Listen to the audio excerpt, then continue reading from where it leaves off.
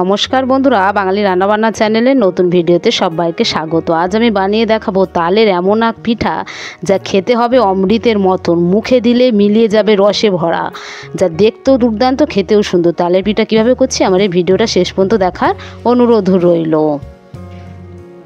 এই পিঠা বানানোর জন্য আমি কি উপকরণ নিয়েছি এবার দেখিয়ে দিয়েছি। 1 বাটি তালের রস, হাফ বাটি চিনি, হাফ বাটি নারকেলের কুড়ো, 1 বাটি সুজি আর হাফ বাটি দুধ। এবার গ্যাসে আমি কড়া বসিয়ে দিয়ে কড়াটা গরম করে নিয়ে তালের রসটাকে এর মধ্যে দিয়ে দিচ্ছি। দুধটাকে আমি আগে জাল দিয়ে ঠান্ডা করে নিয়েছিলাম। এবার তালের রসটাকে ভালোভাবে একটু জাল দিয়ে নিতে হবে। যে কোনো তালের রেসিপি বানানোর জন্য তালের রসটা অবশ্যই ভালোভাবে একটু জাল দিয়ে নিতে হবে।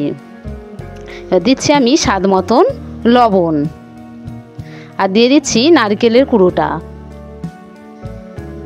এবারে ভালোভাবে সব কিছুকে আবার একটু জাল দিয়ে নেব। অবশ্যই নারকেলের কুড়ো দেওয়ার চেষ্টা করবেন, তাহলে খেতে খুবই ভালো লাগে। যে কোনো তালের পিঠাতে নারকেল কুড়ো দিলে খেতে ভালো লাগে। কিছুক্ষণ জাল দিয়ে ঘন করে নিয়েছি। মাঝে মাঝে একটু নেড়ে দিতে হবে, না হলে তলায় কিন্তু বসে যেতে পারে। দেখুন আগের থেকে অনেকটাই ঘন মতন হয়ে গিয়েছে। এবার এখানে যে দুধটা আগে থেকে জাল দিয়ে ঠান্ডা করে রেখেছিলাম সেইটাকে দিয়ে দিলাম।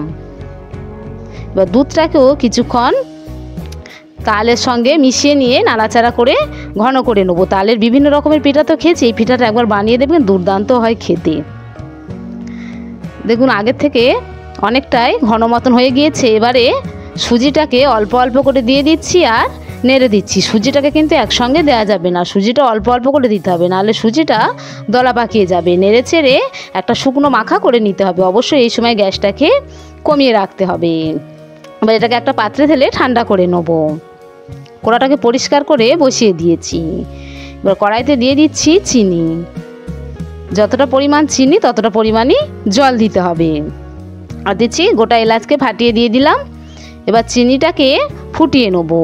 এটাকে কোনো রকম ঘন শিরা বানাবো না, একবার ফুটে উঠলে গ্যাসটাকে বন্ধ করে দেবো।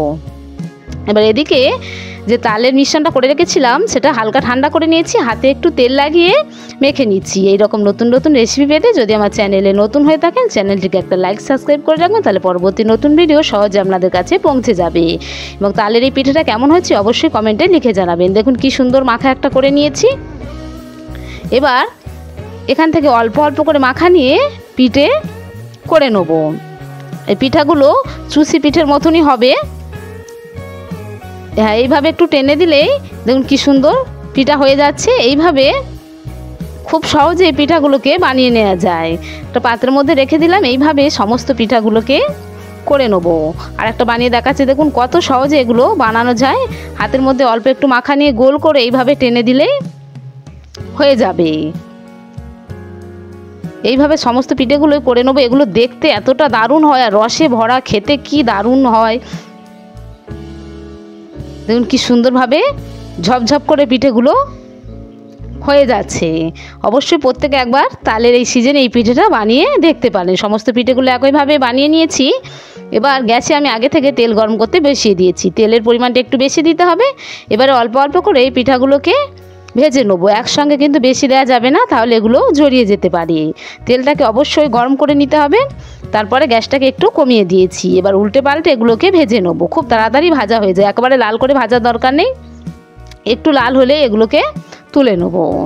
দেখুন কি দারুণ দেখতে হয়েছে, তা দেখে বোঝা যাচ্ছে। এবারে গরম পিঠাগুলোকে একেবারে চিনির শিরার মধ্যেই দিয়ে দিতে হবে।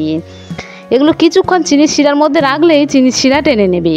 সমস্ত পিঠেগুলোকে ভেজে এইভাবে চিনির শিরার মধ্যে কিছুক্ষণ রেখে দেবো, দিলে রস টেনে নেবে। এতটা দারুণ হবে খেতে।